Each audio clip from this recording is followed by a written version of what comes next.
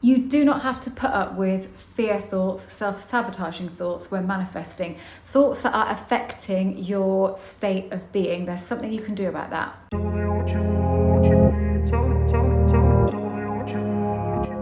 It's not about the thoughts that we have. It's not about those at all. It's about how we feel about those thoughts and how we react to them, how we deal with them.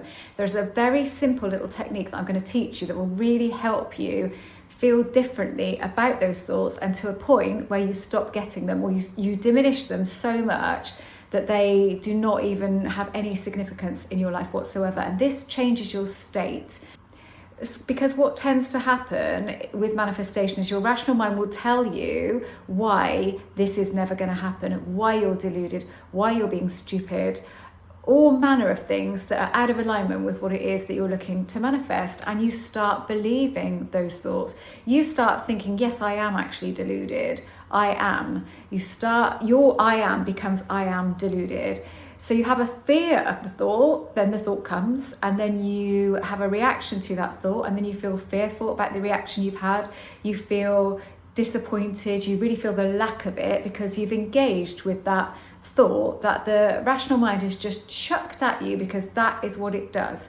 Often, even when you're feeling really good, it will pipe in there. It's like it cannot allow you to feel really good. No, it has to get in there and say something to drag you back down again, to keep you where you are, because that's where it feels safe. It doesn't feel safe when you start thinking out of the box, when you start acting out of your normal routine and how you normally think. It is going to fight back. And what tends to happen is we then get that fear thought that brings us back down. We react to it, we let it win, we let the fear win, and we sort of then lose that good feeling that we had before, and we're then living in that because we've allowed the rational mind to do its thing, and we've seen it as truth. We've felt it as truth, so we've let it take over.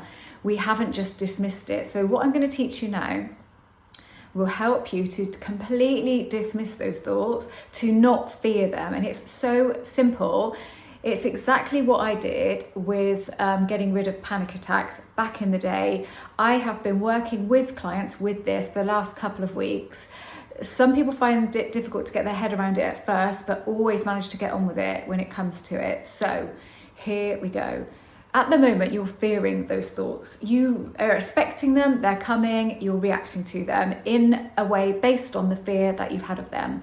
So you are going to start looking forward to them. You are going to say, from today, I am going to welcome those in. Not only am I going to welcome those thoughts in, I am going to encourage them. And I'm going to say, come on then, do your worst. You're talking to your mind. Come on then, do your worst. What have you got for me? I find when I do that, nothing comes. It's like I was saying to a client yesterday or day before, it's like it's embarrassed or shy all of a sudden, like you've embarrassed it and you've put a light on it and you're showing it up for what it really is, and it doesn't say anything. When you actively go, come on then, and that's exactly what I did to stop panic attacks. I was advised to do it by my cognitive therapist at the time, and I thought, what a load of crap. But it just was like magic for me. I did it. I did it whilst I was having a panic attack. That ended.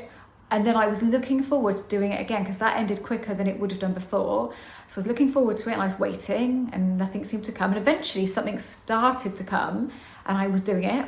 Come on then, what you got for me? Come on then. Yeah, come on. I'm not pushing you away. I'm not welcoming you in. It just fizzled to nothing.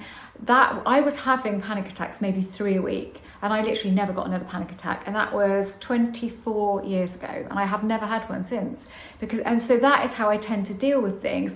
I might say to you, oh, embrace it, but that's not often the right word for people. They don't want to hear the word embrace. But if you just say, come on then, give it your best shot. What have you got for me now? And then it will say, but it might not say anything. And if it does, you go, liar.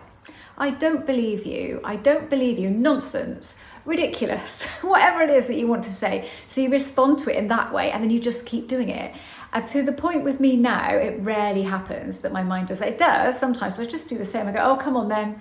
What you got? What else you got? That was pathetic. What else do you have? It's not that you're not sort of being hateful about it. You're just doing it in a more playful way. Come on then. So if you were a comedian, and you were on stage and somebody was heckling you, you would say something funny back, wouldn't you? You would put them down without being horrible, because you're clever. You're cleverer than that. You know, comics are really quick, and they can easily put good comics are really quick. Jimmy Carr especially is amazing at putting hecklers down in such a clever, funny way, but endearing, nice way. You're not being horrible. You're just being, yeah, right. You're just a heckler. What else? What are you? Come on then. But that saying, come on then, give it your best shot. That was what I did with the panic attacks. Come on then. So not only did I sort of embrace it, I kind of called it in a like, yeah, come on then, whatever. Imagine if you turned around to the playground bully and you said, yeah, come on then, give it your best shot. What you got for me? They would not know what to do with that. And that's a little bit what it's like, because I think it can feel like that. Your mind can feel like a bully. It is bullying you. And actually, I think a client did refer to her mind as bullying her the other day. So that's probably why that just popped into my head there.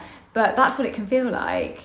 It's just a protection mechanism. That's all it is. But it's not good for you. It's not helping you in any way. It isn't actually protecting you.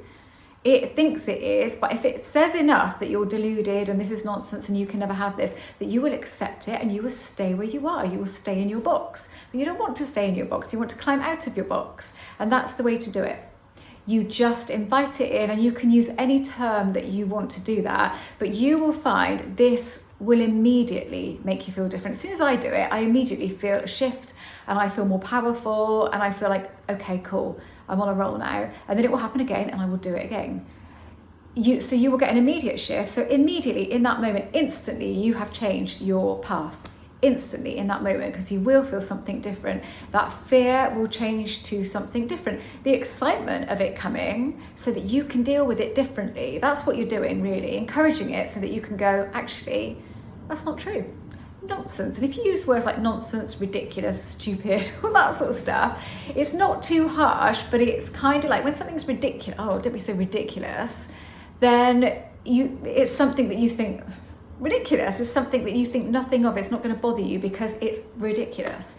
There is so much fear around manifestation. There's fear of your thoughts, fear that it won't come, fear that you're doing it wrong. And that fear then causes a reaction within, and it causes us to behave in a certain way and think in a certain way. But if we didn't have the fear, we wouldn't behave and think in the same ways. We would start thinking differently. We would start feeling differently. So it's dealing with the fear. What is causing you fear at the moment? How can you change that and deal with it differently? So how can you look forward to it? How can you welcome it in, whatever it is, whatever your fear is? But if it's your fear of thoughts that are sabotaging what you want to achieve in life, they're sabotaging it, then dealing with it like that and welcoming it in, not going, feeling the fear and trying to push those thoughts out, because they'll just fight back even harder.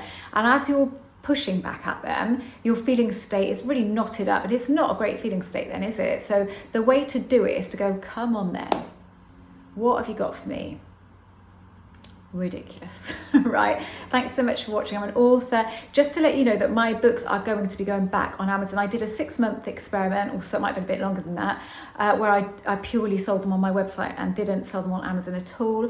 But and it was just to see, is there a difference? Is it going to be better doing it this way? But it wasn't. So it's definitely not better, because it means I have to mention them all of the time and market them a lot more, and I just don't. I forget to do it. So and Amazon does that all for me. So within a couple of weeks or so, there's a new one that I've just finished. They're going to be going back on Amazon, but not Get Back With Your Ex or Still Want to Get Back With Your Ex. Obviously, if you've already downloaded those and you already have them, then you still have them, but I'm not going to be putting those up on Amazon or anywhere. And that's just because it's very difficult to be taken seriously with other subject matter when you've written stuff about a specific person or you talk about it. People look at you for that, but not for this slightly deeper stuff. So I had a real think about it, and I thought, no, I think it's had its day. I think it did really well, and I stand by everything in both of those books. But I think I've just moved on a little bit further from that now, past it. I still deal with it and I still coach with people on the subject. But writing about it, no, I think I've sort of done with that now. For now, who knows? I might write something based on relationships, but it won't be that in that sort of way. So anyway, that's what's going on with that. I am a coach. I am a mindset coach and I am a manifestation coach and a self-concept coach.